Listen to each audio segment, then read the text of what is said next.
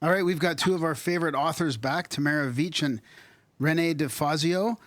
You guys have written now The Emissary, and the new book coming out in that series is, I just want to say this right now before I forget, The Emerald Tablet. And you guys were on a few years ago. We were talking about your book called The One Great Year.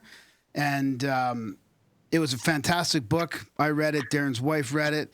And we had you guys on for a great show talking about your journey through that. And, of course, it interweaves all kinds of stuff that we talk about on the show into a great, fictional fantasy. And we're really happy to have you guys on to talk about the last few years and your journey into splitting this awesome book into two new books and a new series of books, and all these synchronistic things that have been happening to you guys. So welcome back to the show.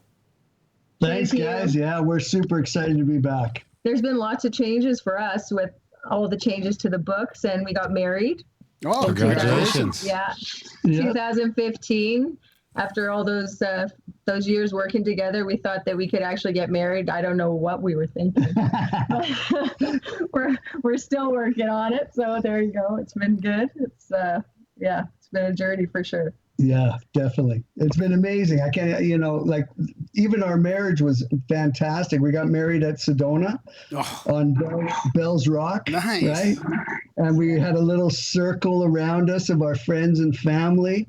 And the photographer that we originally chose had to back out, couldn't do the gig. So another person stepped in who never does small weddings, and she decided to do a small wedding. Turns out she was filming Drumvalo Melchizedek the next day. Wow. And she said, I said, do you know him? She said, yeah, I just went bike riding with his son this morning. She goes, do you guys want to meet him? And we ended up hanging out with Drumvalo the next day, right? Yeah, the night before our wedding. And we on our wedding rings we have the seed of life all around our wedding ring, and got to hang out and talk with him for half an hour. It was magical. Oh wow! I mean, I get the sense he would love your book too. I mean, I remember reading in what's the book of his, The Serpent. The Serpent in the Rainbow? Yeah, no, it's not that one. It's something else, and it was really interesting about all the ancient sites and the feminine energy that we're going through now and all that stuff. It was pretty cool. Yeah, well, like you guys, he's in our bibliography, right? And with the ancient secrets of the Flower of Life, volumes 1 and 2, and he's coming out with the volume 3 next year, 2019. Wow. Yeah, pretty cool. Yeah, that is cool. So did you guys get a chance to talk to him about your writing and stuff? We did. Definitely. We dropped off a bunch of books with him. He's got a huge school there. And, he said, if there's anything I can do for you guys, just let me know. And I think everybody, like you guys, we're all just trying to, how do we bring this information to as many people as possible? Yeah, I mean, it's changed. It's changed quite a bit since we last talked. I mean, even all the ancient mysteries, and there's been more progress with the Göbekli Tepe and other mysteries, and so it's moving fast. Definitely. I think when we first came out with this book, nobody was prepared or even ready for it. It's taken 5 years just to get the masses to kind of catch up a little bit. And that all happens with guys like you doing your podcast and putting the information out there, and us doing our vlogs and all that kind of stuff. So it's pretty exciting right now. And they spent 2 of the years wanting to kill each other again, so that's not helping. Yeah, no, I know. Well, That's you know true. what? The thing is, I mean, when it comes to that, I'm trying to look at it as an optimist, because if I don't, I'll go crazy. But I think that realizing how much work there still is to do is what that's all about. So us pretending that everybody feels the love, the connection, the oneness, the consciousness, the realization that what we do to one person, we do to ourselves, that all the crap that's happening is based on fear, not based on real threats. When you actually get people to see that, you think everybody's thinking that way, and you see changes moving in that direction. Well, there's a lot of people that are still terrified and that go for the fear, and all we can do is on a daily basis, and especially through art and radio and music and TV and movies, is try to show a different perspective, and that's what we're trying to do. Without an agenda, just make the conversations happen. No agenda. Yeah. No agenda. So Do you guys listen to No Agenda too? Yeah. Only because of you guys. I heard about it from you guys, and then so I checked them out. When I I'm such a fan now, you guys. This is so weird being on here as a guest because I'd never heard of you guys when we first were on, which was like 3-4 years ago. And then I checked out your whole library, listened to everything while I'm working the night shift, trying to keep my family above water, right? And learned so much, laughed my ass off at the mushroom episode, man. I remember having tears in my eyes at 5 a.m. in the morning listening to that. It's so great. And guess who comes home going, we got to do mushrooms. Pam, you're going to have so much fun. We got to do this together. You're going to love it. So yeah, that was, I thank you so much for that. You guys, that's put a little pressure on me. But. Did it happen yet? Yeah, it did. Yeah, nice. Excellent. Good times. How about yeah, I think it was June. Was it June? No, I can't. Actually, Hey, I don't condone drugs and stuff like that. I just think people should try mushrooms. Maybe smoke a little weed and chill the fuck out. Yeah, Well, least you know- ones. you know- I always say it should be part of high school graduation. That should be like graduation. Boom, here you go. Get in the bush. We'll see you tomorrow. Absolutely. And you know what? We could change the world overnight if everybody tried ayahuasca. Yeah. There Have we you go. guys tried it yet since we talked last no, time? I haven't. No, I do. I've got some DMT I might try soon in the next couple months, but ayahuasca's trickier around here. I always like the idea of mushrooms because you could just drop them out of those bomber planes we made. It's harder to drop ayahuasca out of a plane, but we could just drop mushrooms fucking all over the place. Well, given the experience that we had, and I wouldn't talk about my experience with ayahuasca last time we were on because it was still too, oh my God, it was Tragic. life altering, and I just couldn't even go there. But I'm happy to do that today. But I first things first, like you said, being responsible around drugs and condoning things.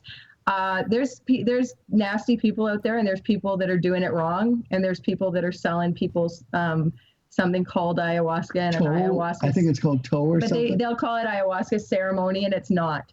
We went to Peru.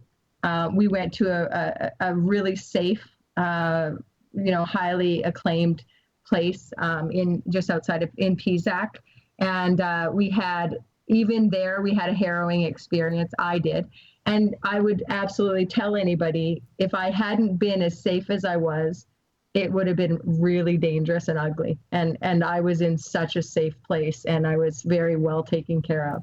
Right. So, I would, it's a huge venture to do it, and don't take it lightly. Like everything, you've got to do your research, right? Yeah. I mean, you have to. You got to be safe. You got to take care of yourself. It's a foreign country. But I tell you, the experience, like we had two completely opposite experiences. Yeah. Because we're writers, it was almost like she had the negative experience and I had this crazy positive experience. Yeah. Well, when you go in there, you ask, they ask you, what is your, what's your purpose? What's your point of doing this? What do you want Mother Ayahuasca to show you? And I was so naively stupid, and I don't regret it, but I don't have the courage to do it again.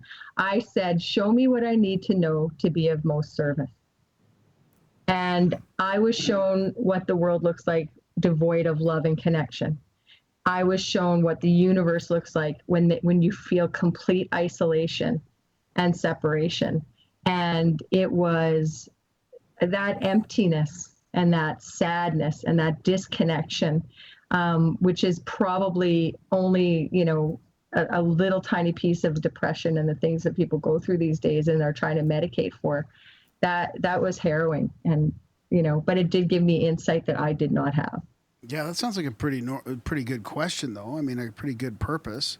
I don't know if you'd call that naivete or not, but it sounds like it was pretty genuine. I mean, maybe you didn't expect to see the results of if nobody did service, and it was, that sounds pretty dark, but I don't know. Yeah, it was tough. It was tough. It was tough for me to witness, because I'm telling you, she cried for like 3 days straight. Yeah, wow. It was horrible.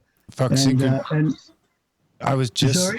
just listening to it on my way to the studio tonight. I just started. Oh, what's it called? Sorry, I gotta find this. You're having a big bong moment there. So it's I just got my Audible credit, so I grabbed the 7 Habits of Highly Effective People, just because I heard a lot about it, and I just started it today, and like the whole part I listened to on the way over was how being in service of other people is the most important thing you could ever do. Well, you know what? I think we started out the One Great Year series with the idea of being in service and doing, like, finding we knew our purpose was to bring something to the world that would make it a better place. And then it evolved like leaps and bounds as we did research and as we found out more about consciousness and found out about just this awareness of the connection and oneness between people. And there's no doubt that being in service, it elevates your quality of life. It's not 100% altruistic. I agree with the skeptics and the cynics. You do it because you feel so connected and so much better when you find yourself in service of anyone else. And they get the benefit and you get the benefit. And if you can live your life on that balance, it's fucking awesome. Yep, I agree. So how did you guys end up deciding? Because when we last talked, the book was out, everything. I think you guys were even talking about possibly like screenplays and stuff like that. And I mean, because it is the type of book that you could totally picture in a movie or something like that. But how did you decide to go from that to rejigging the series? So that's a great story. So what happened was we were approached by a producer that was going to fund the movie and our book. And they asked us if we would, because the book was so thick, would you guys, and we had to cut 2 lifetimes out of it. So they said, would you put before the new we lifetimes, published the first one, yeah. Right? Yeah. And split it into 2. And we thought, oh my God, this was 5 years after we originally wrote it. And as you guys know, you learn so much on this journey. We picked up so much information just from your guys' show. Every time I listened to you guys, I would write notes, and you had such great guests, and they brought so much information. I went, oh my God, we got this wrong, and we could flesh this out more. And so and book 2, by the time this publishing opportunity came along, book 2 was the sequel to One Great Year was almost finished, and we knew where the story was going, and we knew what was missing. We knew that we needed to tell, like, it was very much like Star Wars. We had a prequel. We had a story of when they were little kids and how Helgul goes bad and why Marcus and Theron have the love connection and the soul relationship and the soulmate situation that they have. And that wasn't told yet. So we went back and we split it and we told that story. And now in book 2, we're dealing with how the world's evolved to present day now. And our present day chapters we have a brand new ending. This book does not end. Book 2, the Emerald Tablet, does not end at all like One Great Year did. All of the present day has been rewritten, and there's a whole entire lifetime and a huge array of characters that happened during World War II, during the Nazi regime, that we had originally wanted to include but didn't. And now it's been fleshed out, and it's my favorite. It makes me cry every single time I think about it or talk about it or read about it. And especially with what's happening in the world right now, it's more relevant than it's ever been. Yeah. And one of the producers that was attached to us from the beginning passed away. So we had to get a whole new group of producers for the film. She sent us a new group from the other side. Yeah. That's what we believe. Totally believe. And the team that our producers have put together, they have like 42 Oscars between them. Wow. right? So everything's growing, everything's maturing and evolving, and they're still gung ho. They're working hard on bringing this. I guess they're working on getting it to a Netflix kind of series now, and that's kind of the goal. But it's exciting. It will happen. It's just these things take time, and unfortunately, we've been have to wait. Do you guys worry that it'll get challenging to keep the script, keep it the way you want it to be, not have it manipulated, and then have to be in a position where you have to fight to maintain your story? I mean, that's got to worry you a little bit. You know what? So we, in the time that, we talked to you guys last, we wrote the script because they couldn't get a screenplay to write it. So we thought, well, nobody knows the story better than us. We might as well write the script. So we wrote the script, tried to give it to them. They wanted absolutely nothing to do with it. But all that information got put into the new book, right? So we got to take everything that we had in the script and add that to the new books. It's so much better. And now that they've read it, they think it's like, they think there's a reason that it's taken this long, because now they think it's brilliant. So, now we've got them fully behind us, and everything works out, right? Well, and you know what, worrying about whether or not they change it, I think the bigger question, Graham, is, are they going to try to suck all levels of consciousness and message out of it? Yeah, exactly. I think that's where you're going. So that's what I'm going to address. And I know that they will not, because the relationship we have with them is based on, they're absolutely on side with the message, and this is a passion project. So they are looking for somebody to do the screenplay that really knows how to get across the story. And at some point we have to let go and just say, okay, no matter what happens, if we get a Netflix series written, and if we get or HBO series, Amazon series, or a feature film, they're going to sell books. And if it's going to take all of that to happen for people to get the original books, we're okay with that too. So, we have faith in them at this point, and we've now had a long relationship with them, and they feel kind of sent to help through this whole process. Yeah, hopefully it's genuine, like it sounds like it is. Do you guys? Hopefully it's Netflix. Yeah, go Netflix. Yeah, I don't know why I'm pro Netflix. Maybe I should not be pro Netflix, but I feel like, I don't know. I like what they're doing better than what anyone else is doing right now, so why not? So I don't have a TV anymore, so. Yeah. No TV. Why? I haven't had a TV I haven't had cable in years. But I had a TV, but now I just put the TV in storage. So once in a while, if I watch Netflix or YouTube, I just do it on the computer. TV. No, I don't need a TV. I got kids. Yeah, exactly. And it'll probably be better for your daughters anyways. She's playing a new pony game. We're all about the Fortnite in our house. Yeah. Oh, Fortnite? Wow. Oh, I thought Elon deleted that. Yeah, no, it's all up in our face. Wow. This one's Star Stables or something like that, and I keep getting suckered into giving her gold coins. Yeah, that's awesome. So maybe it's a good time to summarize your books then, without giving it all away. But I mean, I think people need to hear about. What episode was the first one? How many cool things that we talk about are in that, because it travels through lifetimes and ages and all that.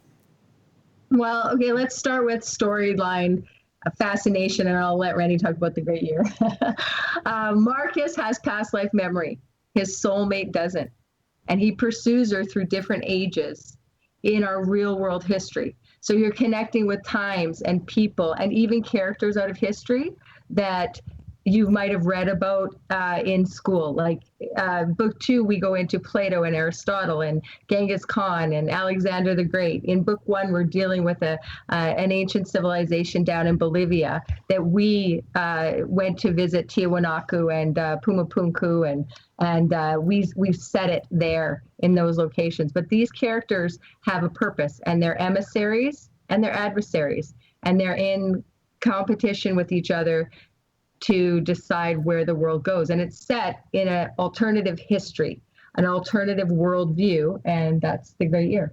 Yeah, I mean, I think the Great Year, most people have heard about it, but it's a 26,000 year cycle, and it coincides with the Earth spinning one time on its wobble. And for the Earth to make one rotation of that wobble takes 26,000 years. And it's believed that within that cycle, there's a rise and fall of consciousness. So that's essentially where we set the backstory to our right. And the Emissary starts in a golden age. So the golden age is the peak of the Great Year cycle. And in a golden age, people are connected to one another, to the planet, to the energies around them, and to each other. And we've got things like telepathy and technology that's far more advanced than we have now. But from that golden age, there's a cataclysm. And there's a fall into a silver age, into a bronze age, and into an iron age, which is kind of what we're coming out of right now. So where that dark age is that point in World War II for us in our book.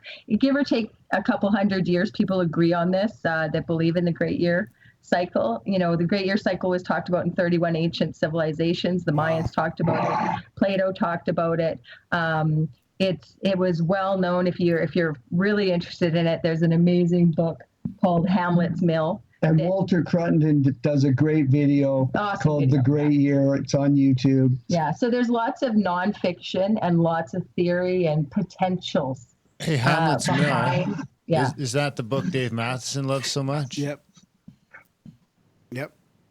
Yeah, I'm not sure. Yeah, it is. Yep. David Matheson? Yeah. Yes, that's right. I think that's the one he brings up all the time with his mythology, right? I think he did a translation of that book because it's a textbook. It's really hard to understand. And I think he did a translation for the layman. For Harvard or something like that, I think. I think you're right. Yeah. Yeah. Oh, it looks like you guys are going to be coming to the next CAC too.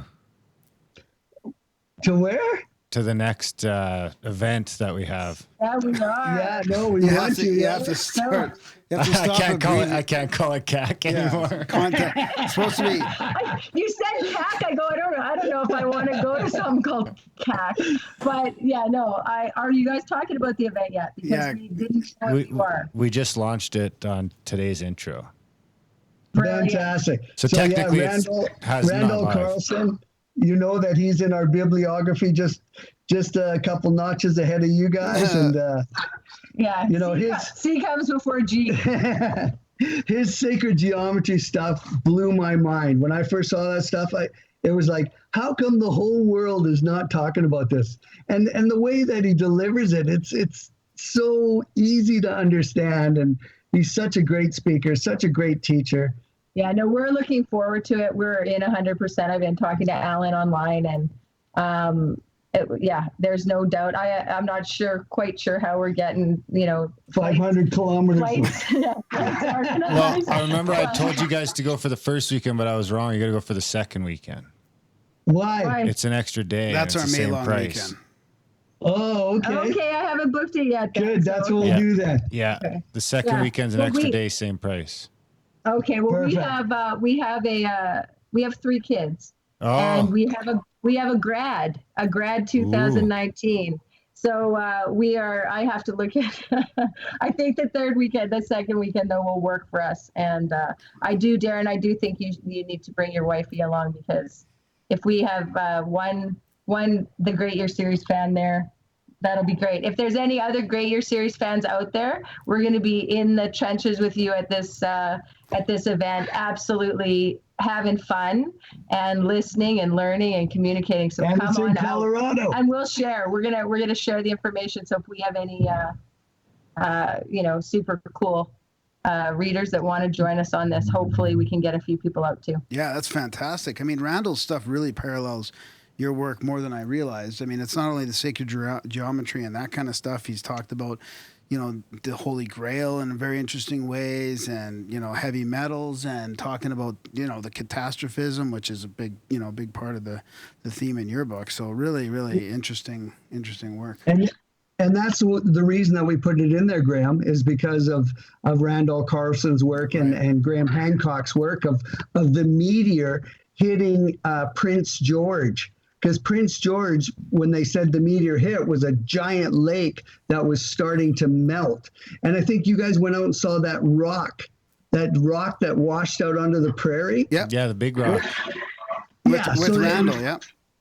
Right, and that was because that giant lake flooded into the Columbian River there. I know you guys have heard this 1,000 times, but and that that rock was thrown out there, and I mean crazy interesting stuff, right? Well, the neat thing is that it was Graham Hancock's work that initially had Rene write down the idea for this book 20 years ago. That's right. Long before he met me, he set us, he wrote a 15-page screenplay and just a treatment. And he said, what if I set characters in this alternative worldview? And what if this is really what history was? And back then it was just a theory. And he was really, Graham was really climbing uphill to get anybody to believe him, but it was just cool.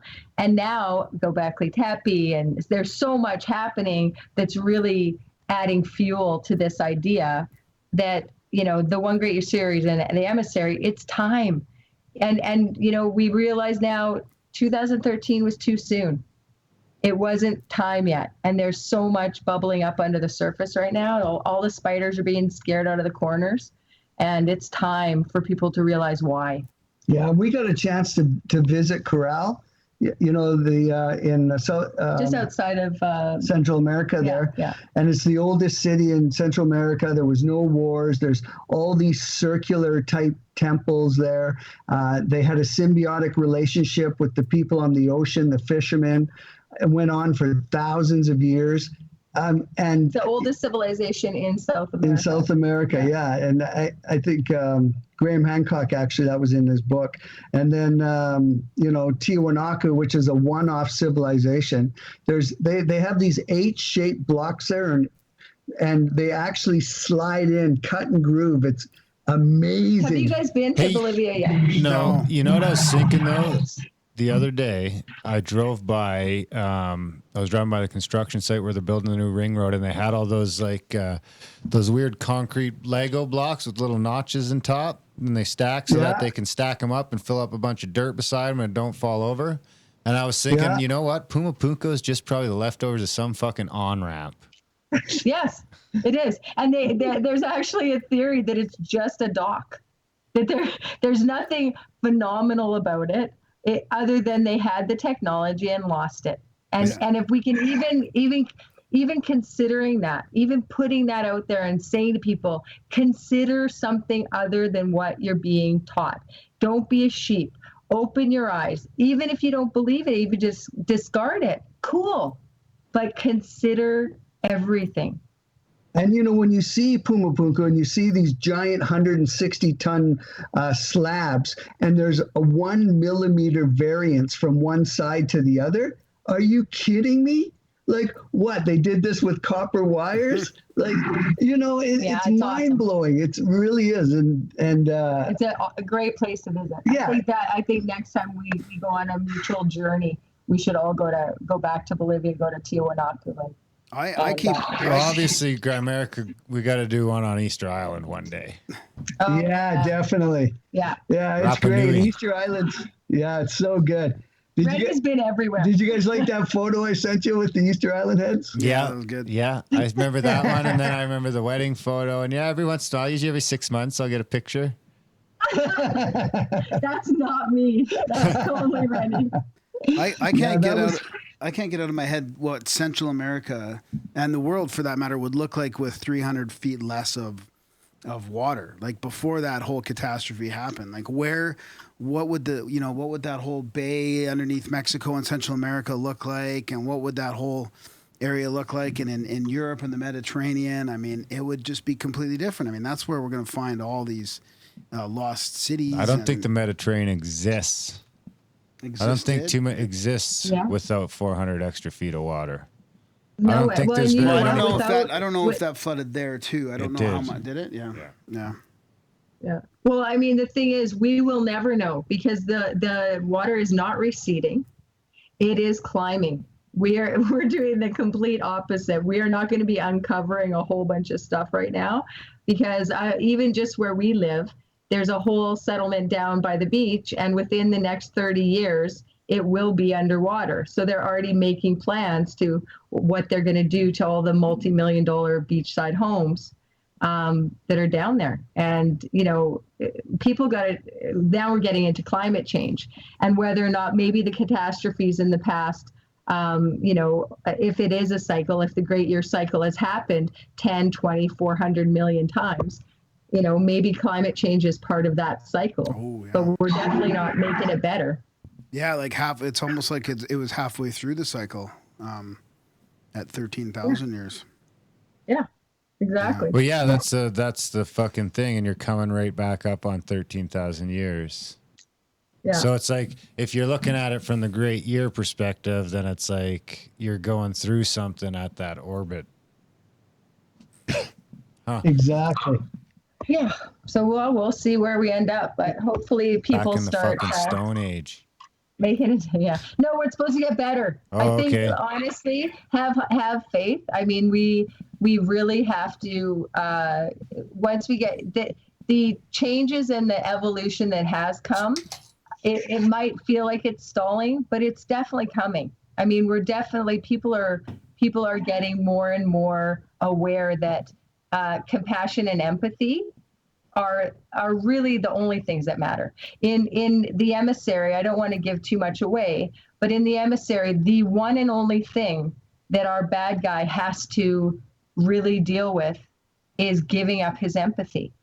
That is what makes him be the bad guy that he can potentially be, because Helgul still feels love. He still feels passion. He still feels all those other things. But without empathy, those are selfish.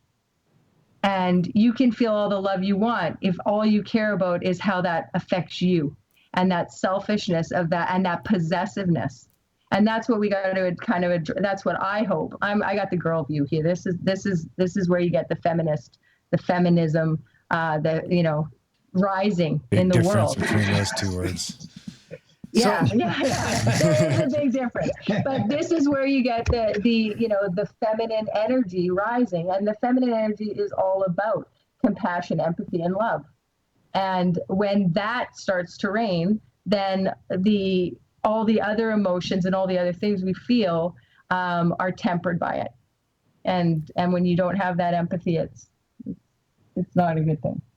So is the conflict in that back and forth in your book about feminine and masculine energy, or is it about good and evil? Like, can you parallel that to what's going on in today's age? Oh, I'm glad you asked that, because I didn't want to put that across. Feminine No, you didn't. I was going to ask that question before you said that. So Okay. it wasn't about Yeah. your last comment. I was just curious as to what that conflict is, like how deep is that conflict, and is it good and evil, or?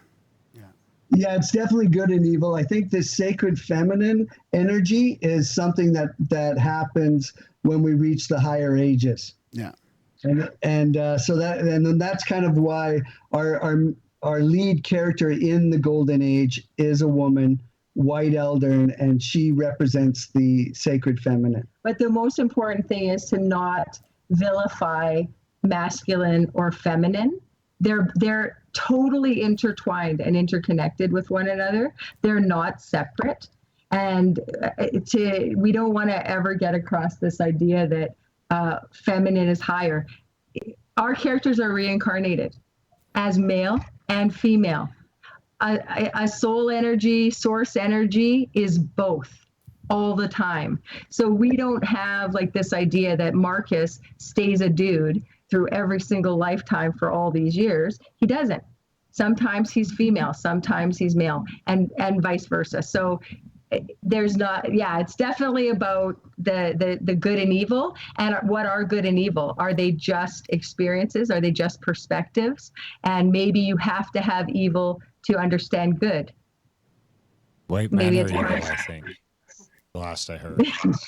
Yeah, that's right. That's the fear. That's the fear that's putting out there. Is that why it's ramping up so much? Because they don't want us going into the golden age and the free energy and all that shit. They're like, no. Trump's Hitler. Yeah. Well, Exactly. And I think that no, really, I think it's part of it. I think that trying to make anybody the enemy. The worst thing that's happening right now is the pitting of people against people. Yeah. And there's nobody is your enemy except what you're making up in your head. If they're not at your door trying to harm you, then all the rest of it is imaginary. That's a great way to put it. That's what we said last week. We said hug a Democrat. This week we'll say hug a Republican. No, that's a good way to put it, though, because we have these, chats with people in our chats and with friends that talk about just distancing yourself from the media and the news and the all that division that you're talking about, because in your day-to-day life you don't really come across it a lot. Like you said, it's a great way to put it. Unless somebody's banging down your door, like really you're probably not coming across it a lot, unless you're looking in one of these cities, unless you're looking at in one of the rallies or one of the protests or something like that in these small areas where that's happening. And that divisiveness is absolutely intentional.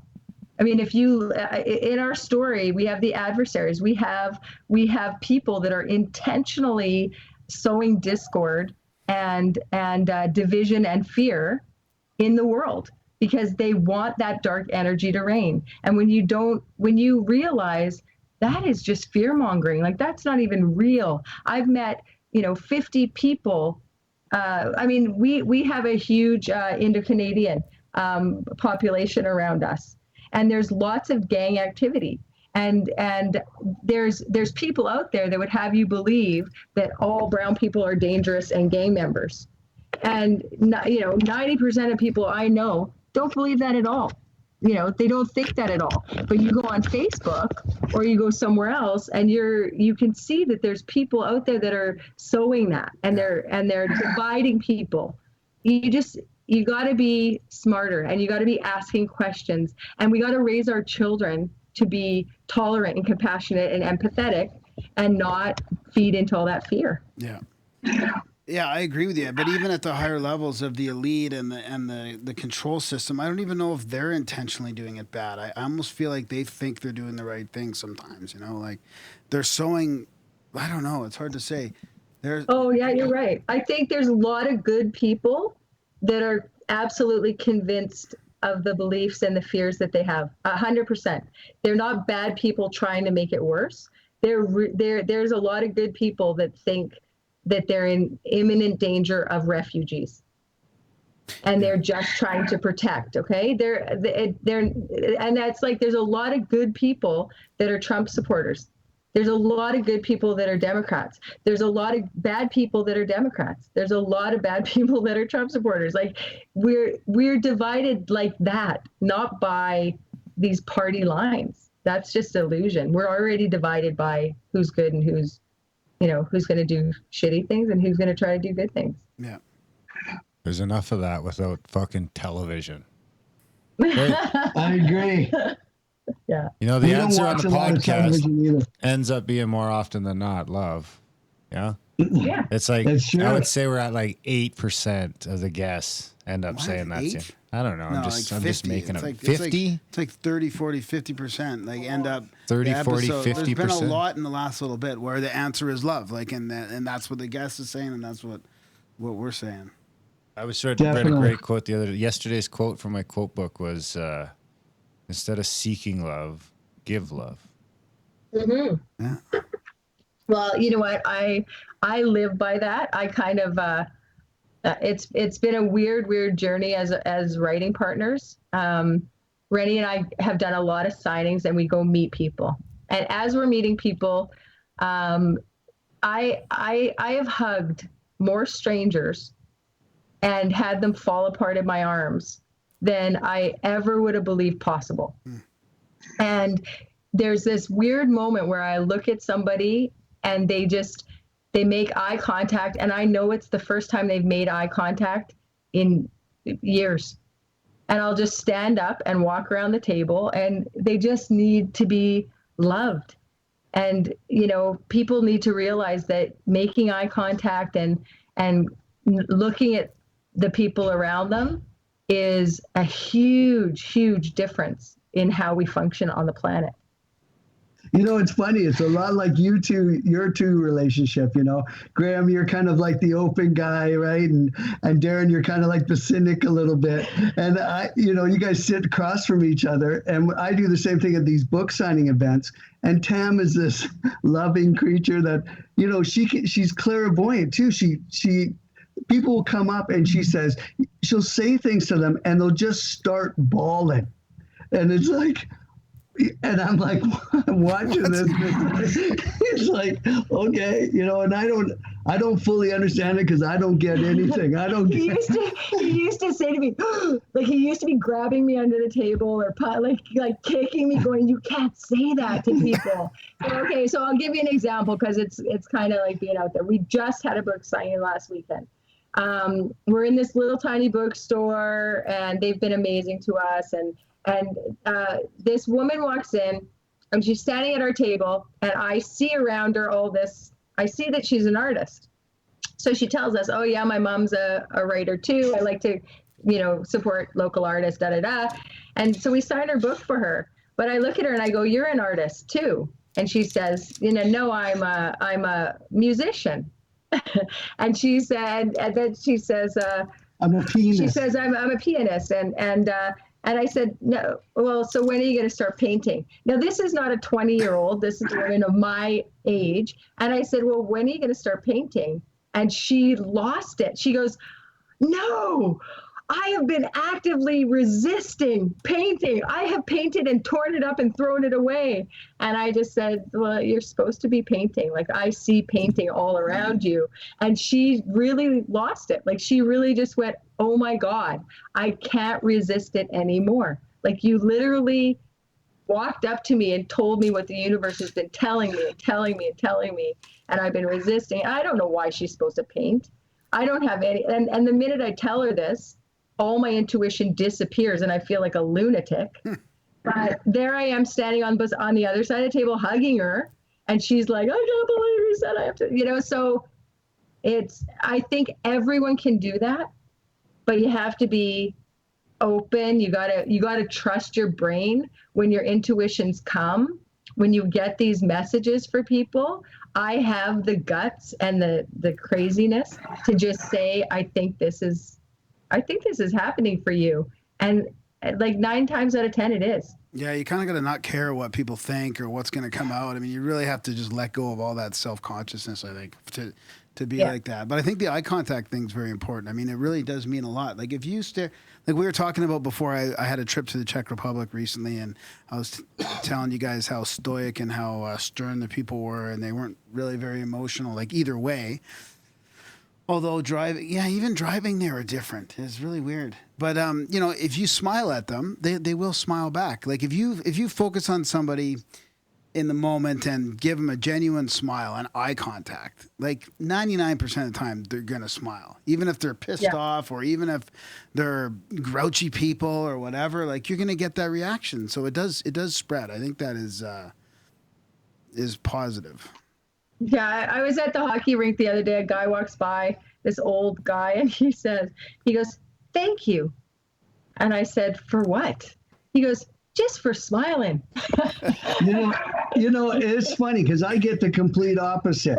I'll smile at somebody and they'll like flash me the angry eyes, like, "What the fuck are you smiling at?" I get about 50-50. I'm a big smiler. I try and smile at people. Yeah. But it's about 50-50. It's that sly grin. It's not a smile. It's that sly grin. That's right. It's a smarmy grin. They're like, "What do you want?" I say that when he smiles at me too. Have you heard of the Emissary yet? Open up your coat. You got a couple of books in there. Exactly. So when's the new one? The new one comes out soon? The new book comes out. Well, it was supposed to come out February, but they're holding it back now to June 4th. So it comes out June 4th, 2019. But the audiobook, we got a chance to do the audiobook to The Emissary. And I think you guys might know, but I was doing the acting thing for like 17 years. And I got a chance, I quit acting when we started writing 10 years ago. and got a chance to do the audiobook, which was like crazy cool. It's super fun. Okay, And I have to make an admission here. When we started this, I said to him, I have to do the audiobook. I have to read it because you're going to screw it up. And then he's like, no, you're going to screw it up because we're married now and we fight all the time when we're working through our process. So, but he did such a brilliant job. He came up with voices for characters that were right on, that I was listening to it, and I've heard this. Like, I've been working with this for a long, long time, and I didn't want to turn it off. So I'm listening just for mistakes or background noise or anything, and I'm done that section, and I'm still listening because it's like, no, I want to hear till the end of the chapter. I want to keep listening. So I'm super proud of Rene. He did an amazing job. There's a couple times where there's a woman speaking where I'm in there, and I cringe at everyone, but they're not bad. so I don't know if you guys know, but one of our producers attached to the television show is Randy Staub. He's the engineer. He did Metallica's Black Album. He's been nominated for a Grammy. He won 2 Junos for Nickelback's stuff. Right, so he's a sound engineer, so he made us sound good. And he helped us work through the audio book, and he said, "You guys, I can't believe you guys did such a good job." So in our closet, hearing that from him was like that's all we needed. Yeah. So what was that like? What was that like recording that? I mean, with long days, lots of like, how long could you go without having to edit or retake something? Because I have this vision that it would be. I mean, not if you're doing like a fictional thing like that, but if I was just narrating a book, I feel like you could do it quite a while without having to stop. But you remember the summer we had, right? How hot it was? Yeah. I'm in a closet at the top of our house with it was like no windows. I had it filled with blankets. I'm in my underwear sweating like a pig. For 13 hours. It was hell. Yeah, no. Really? Into a digital recorder or something like that? Or you did the whole book in 13 hours? We had the whole studio set up like you guys do, and we recorded it all, and then we gave it to Randy and his team to engineer. Clean it up. So. Wow. That's not bad, That's really. fantastic. I would think it would take you like a week. I have to say, Rene, it was pretty awesome because Rene, in his past career, he was working with audio and video and putting together TV series, a travel documentary kind of TV series.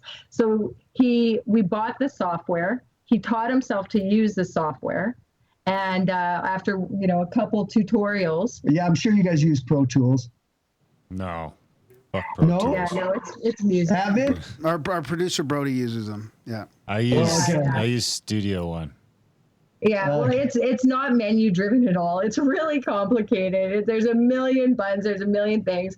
Rene figured it all out, and it was awesome for him because he was able to miss my family reunion this summer with a really good excuse. Excellent. And he didn't have to come along. But it was an amazing summer. He worked so hard. I think I sent you guys a couple of the book trailers. Did you guys see those? I don't think I did. I did, but I don't think it was. Was it audio? Like, is the audiobook done now? Yeah, there was audio with them of Rene reading. So we do have book trailers on our website on onegreatyear.com and our YouTube channel. So you can get a little sampler I'll play a sample at the end of this episode. Well, how do we get the audiobook in full? Is it going to be December 4th. Oh, December okay. 4th. Okay. Excellent. So it'll be on audible.com then on December 4th? Yes. Oh, that's sweet. awesome. I get my credit on the 6th. There you go. You get your credit.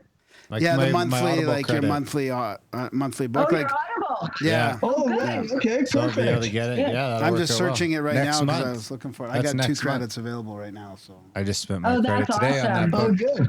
That book I was talking about earlier. That's awesome. They're doing some kind of promo too on Audible during right when it comes out. So hopefully you guys can get it and it won't even use up a credit. When the movie comes, can like Graham do a cameo? We'll have him like get thrown off a cliff or something. No, I think we'll have to make a scene where we can all just sit and we'll be drinking wine. And mushrooms. There we go. Well, the dog wants to come on the show. What kind of dog is it? It's a rescue, and he's a little. We think he's a Shih Tzu Terrier, and we named him Socrates, after one of the characters from the series and one of the most famous Greek philosophers ever. So yeah, he's awesome. He sits right on our shoulders and right at our side the whole time we're writing. And when we get really annoyed I'm the one who keeps talking about this, but when we get really annoyed with each other, we just turn to look at the dog and go, "Hi, Socrates," and it takes all the stress off of each other. Yeah, maybe you guys can help us with that. How do you work together? They're not married. We are together 24/7. We work together. We eat together. We shop together. And it's when times are good and you're party and things are good, it's fun. And when you're really deep into it, it's excruciating. Yeah, we couldn't do it if we lived together too. Oh my God. It's bad enough we work together, and then we're like, oh, see you at the studio, and we gotta come straight here. It's I could use a little less of Darren. I could use a less ground too, to be perfectly honest. Something's gonna have to give eventually. Whether it's the podcast or the job, we'll see. But so you guys can relate. Yeah. Oh yeah. Yeah, that's right. Yeah, well, it's funny because every couple we know says, "How do you guys do it?" And we literally say, "I don't know. I don't know how we do it." We know that we got to take breaks. That's the biggest thing. Is that we got to. A couple weeks ago, we finished book 2, handed it over to the final, and I said, "I'm done. Like, we're gonna have a huge Halloween party. And all I did was focus on that. And poor Rene, I really decorated, and he came to help, and he goes, "Well, maybe we should." And I looked at him and I go, "This is not a team project. I am doing this alone. Hit the road." And he was good with that, which is awesome. He went and did the music for the party. So. Thank God marijuana is legal. That's all I want to say. Did you guys dress as any characters in your book or anything like that, or? Well, we actually did a literary theme party. So the whole house was decorated like the living room where the dance floor was scary movies, and our original book cover was in there, and we had all kinds of stuff. We didn't dress as characters from our book. I dressed as the Wicked Witch of the West because The Wizard of Oz, I think, is one of the most brilliant takes on the archetypes of human behavior, and I think it's still accurate today. So that's what I did. Rene went as a cowboy because he looked super hot in the hat. No. Jesus. It was Louis L'Amour. You guys remember those books way back, those Westerns? Yeah. I'm too young. Yeah, that's right. You are too young. But I grew up, my dad read those. So that's the books I grew up reading. And I was paying homage to Louis L'Amour. Nice. I dressed up who's still prolific, and he's been dead for like 15 years. I dressed up as Jack. Jack. Jack Sparrow? No. Jack Black? Jack from It's Nightmare Before Christmas. Oh, that's awesome. I was going to dress up as Jack Dorsey, but I couldn't find a big enough douchebag. Well, there you go. That's probably a better choice. That's right. Yeah, I just like to wear a mask. You throw a mask on, done.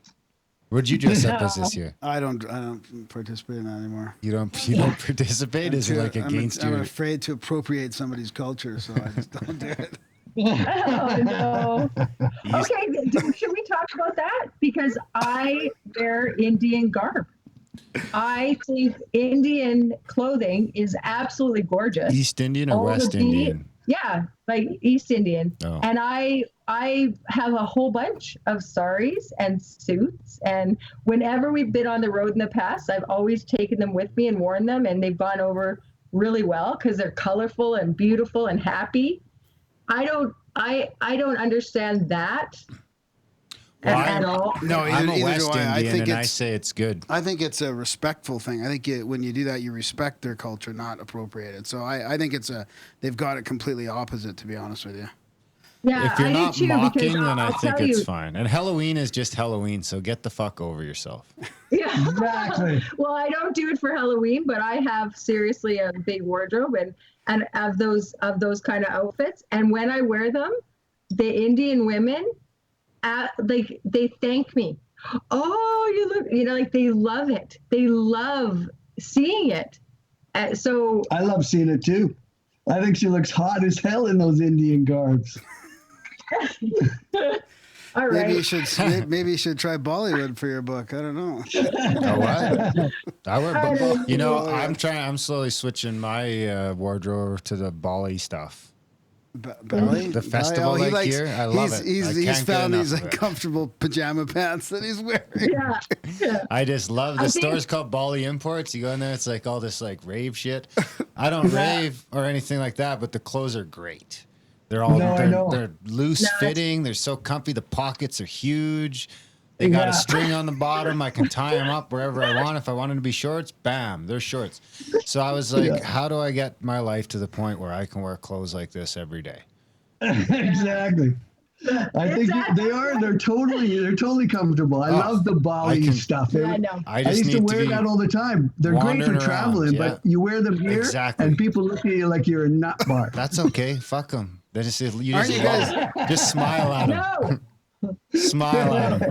Aren't you guys on the West Coast? You should fit right in over there. Well, it's not tight enough. Just head south a couple hundred miles and you'll be fine. And he's not a snowboarder. Right. Okay? Yeah. It's like we live in a little bubble. And did you just say I'm old and fat? He needs to wear pants. Well, maybe we'll get to see you in this from the guy who was trying to say that he was hate crimed in hockey because someone was saying he was old and fat, and then you turn around and pull that. Unbelievable. Short, old, and fat. That's right. And slow, maybe. Yeah. But quick. So is there anything else? Is there anything else before we wrap it up that you guys want to mention about the book? I don't know if we interrupted you in the middle of that or if we got to the end. I think we did. Yeah, you mentioned the end. Yeah. Listen, we're just happy to be spending time with you guys. Yeah, The Emissary came out October 9th, and it is available everywhere right now. You can go to bookstores. You can get it in Kindle. The audiobook's coming out December 4th, and it's really going to be super entertaining. We can't say enough that when Book 2, The Emerald Tablet, comes out in June, it is going to absolutely blow the doors off where this series has been at up till this point. So we really want people to get in early, take a read, send us reviews, send us your comments. We have Facebook, Twitter, Instagram. We're doing all that stuff to let people know what's going on. We always talk back and forth with people if they weigh in with us. And, little by little, kindness by kindness, idea by idea, we can change the world. And that's what it's all about. So let's do it. That sounds awesome. Yeah, I'm going to wait for the audiobook myself. That's about 90% of my digesting of knowledge is through audio nowadays. So, yeah, I'm going to wait for that. But, yeah, for sure I'll get it when it comes out on Audible. And hopefully we see you guys in May in Colorado. We'll be there. Second weekend. Yeah, right on. Awesome. Second weekend, guys. So that's like May 20th. Or no, I don't know. I should have just kept my mouth shut. The weekend before the May long weekend. It's, I got it right in front of me in the email here. It's Friday 24th to 27th. Actually be the 23rd to the 27th. So there you go. We got Grimerica guests going to the conference. So you absolutely do. We're in, you guys. It's going to be a blast. That's Looking awesome. Forward to it. Thanks for coming on. Yeah, all right, guys. Enjoy that legal BC weed. Next time I'm out there, we'll have to hang out. Go Calgary. There you go. Come on down. Our dispensaries are sold out already, so didn't take long. All right, guys. Have a good night. And come back anytime. Guys. Good talking to you. Ciao. Bye. I was looking at the website. It was all way back in 2014. That was 4. I meant to say that to them. Over 4 years ago. Fuck, time flies, Crazy. And that was honestly, I really did like the One Great Year book, and I'm looking forward to reading these ones. It's like that couple of the books that we compare it to that our listeners our guests have written that combine all the stuff we talk about in a great sort of fiction-based fact sort of tale. It's like one of those fact-based fiction. I just said that. Fact-based fiction. Fiction-based fact. Fact-based fiction. Can't work the other way. fiction-based fact, that's like fucking everything else on television. That's the news. That's the documentaries. That's your Discovery Channel. That's everything on fucking completely opposite. everything on television. Yeah, that's a good point. Anyways, they've had a very interesting story, and the books are great. The books are great. Looking forward to meeting them in person. Looking forward to meeting them in person. Looking forward to meeting some of you fucks in person. Looking forward to getting some support for the show. Grimerica.ca/support so we can keep interviewing whoever we want, whenever we want. Graham's finger banging a kangaroo scrotum over here. It's kind of fucked up. Probably as good a spot as anyway. So send stuff to the P.O. box. Smells like leather handcuffs. Are you smelling the scrotum now? Excellent. We'll put a picture of the scrotum in the chats. Grimerica.ca/chats to join the chats, guys. Grimerica.ca/support to support. Everything else is in the motherfucking show notes. See you next week. Thanks for listening. Oh, yeah. Thanks to the live peoples. I just shut off the recording. Now you can say thanks to the live people. We already had Dr. Carmen Bolter on Perizic. I can't remember what episode it was. It's about a year ago. Very matriarchal. Yeah, a year ago. Yeah. It was good, though. She was good. I saw her do a presentation in Calgary, and it was pretty fantastic. And, we had her on. It was good. So we're going to, we'll be back in, 30 minutes? Yep. Huh. Should we just stay on here? Probably not. No? Zoom. Oh, to fuck everything up? Yeah, people get an alert when we go live, right? So. Okay. What about on the stream? Should we stay live on the stream? No. Graham can just read poetry or something. No, we gotta do some more housekeeping, planning, all that kind of stuff. Okay. Bye. We'll be back in 30 minutes.